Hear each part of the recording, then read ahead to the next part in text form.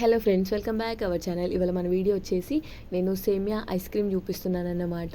ఇంతకుముందు కూడా మన ఛానల్లో ఆల్రెడీ ఐస్ క్రీమ్స్ అప్లోడ్ అయ్యాయి. ఇది ఈజీ అండ్ అంటే చాలా ఈజీ కదా, అందుకోసమని చూపిస్తున్నాను.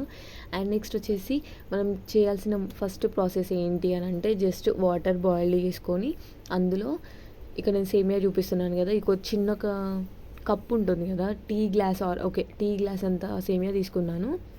ఎక్కువ సేమియా ఏం పట్టదనమాట, సో కొంచెం క్వాంటిటీ తక్కువ తీసుకోండి.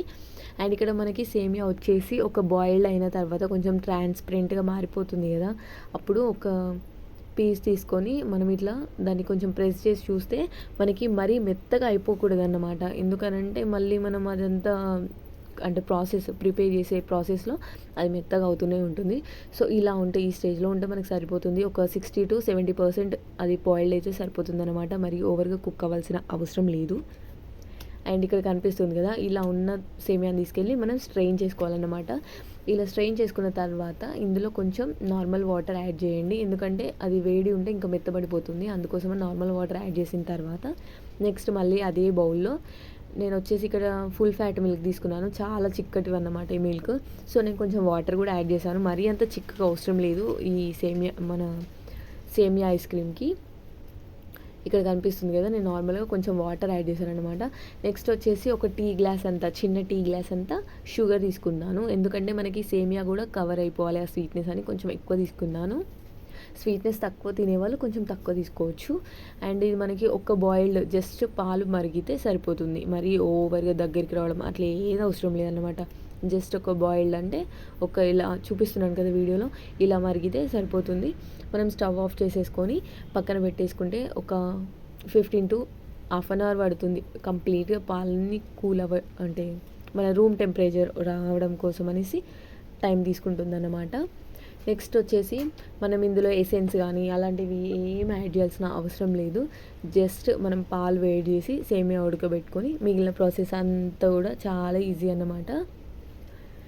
ఇక్కడ నేను చూపిస్తున్నాను కదా, ఒక 2 or 5 minutes బాయిలింగ్ తర్వాత ఒక 5 minutes నేను ఆగాను. నెక్స్ట్ వచ్చేసి గ్యాస్ ఆఫ్ చేసేస్తాను అనమాట. నెక్స్ట్ మనం చేయాల్సింది ఏంటి అని అంటే మౌల్డ్స్ ఉంటాయి కదా, ఐస్ క్రీమ్ మౌల్డ్స్. నేను ఆల్రెడీ దాన్ని లింక్ కూడా ప్రొవైడ్ చేశాను, మన యూట్యూబ్ కమ్యూనిటీ ఛానల్లో ఉంటుందన్నమాట, ఒకసారి చెక్ చేయండి. 1+1 ఆఫర్ అది మీషోలో. అండ్ ఇక్కడ నేను సేమియా చూపిస్తున్నాను కదా, ఈ సేమియాని తీసుకెళ్ళి మనం ఆ ఐస్ క్రీమ్ మౌల్డ్స్లో యాడ్ చేయాలన్నమాట. మీరు కావాలంటే స్పూన్తో కూడా యాడ్ చేసుకోవచ్చు, నాకు హ్యాండ్ ఎక్కువ యూజ్ చేయడం అలవాటు కాబట్టి నేను హ్యాండ్తోనే వేస్తున్నాను. ఫస్ట్ కొద్దిగా వేసుకొని నెక్స్ట్ వచ్చేసి ఇందులో మనం మిల్క్ యాడ్ చేసుకోవాలి. డైరెక్ట్గా మనకి ఆ బౌల్తో యాడ్ చేసుకోనికి రాదు కాబట్టి నేను గ్లాస్లోకి ట్రాన్స్ఫర్ చేసుకొని గ్లాస్తో యాడ్ చేస్తున్నాను అనమాట. నెక్స్ట్ వచ్చేసి నేను ఇక్కడ చూపిస్తున్నాను కదా, ఇట్లా గ్లాస్తో యాడ్ చేసుకోవాలి. అండ్ నెక్స్ట్ మనం ఇది కంప్లీట్గా మిల్క్ యాడ్ చేసిన తర్వాత మళ్ళీ కూడా కొంచెం సేమియా యాడ్ చేసుకొని, ఎందుకంటే కంప్లీట్ ఐస్ క్రీమ్ బార్ ఏదైతే ఉంటుందో అది కంప్లీట్గా సేమియాతో చూడడానికి బాగుంటుంది. ఇక్కడ నేను చూపిస్తున్నట్టు ఈ మౌల్డ్స్లో ఈ వరకు పోస్తే సరిపోతుందన్నమాట ఇది.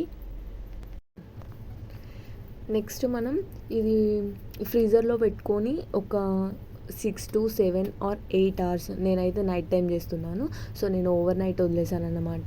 మనకి కంప్లీట్గా ఓవర్ నైట్ వదిలేసిన తర్వాత నాకు 6 మౌల్డ్స్ కన్నా ఎక్కువనే వచ్చింది. అండ్ నెక్స్ట్ వచ్చేసి మనం నెక్స్ట్ డే చూద్దాం. ఇది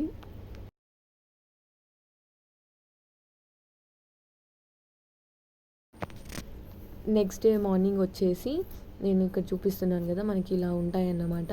మనం జస్ట్ ఒక గ్లాస్లో ఏదో ఒక బౌల్లో వాటర్ తీసుకొని డిప్ చేసేసి చేయితో, నేను ఒక్కటే హ్యాండ్తో లాగుతున్నాను చూడండి, జస్ట్ ఇలా లాగితే వచ్చేస్తాయి అన్నమాట. జస్ట్ ఒక 1 minute అంతే, అంతకుమించి ఎక్కువ టైం తీసుకోదు.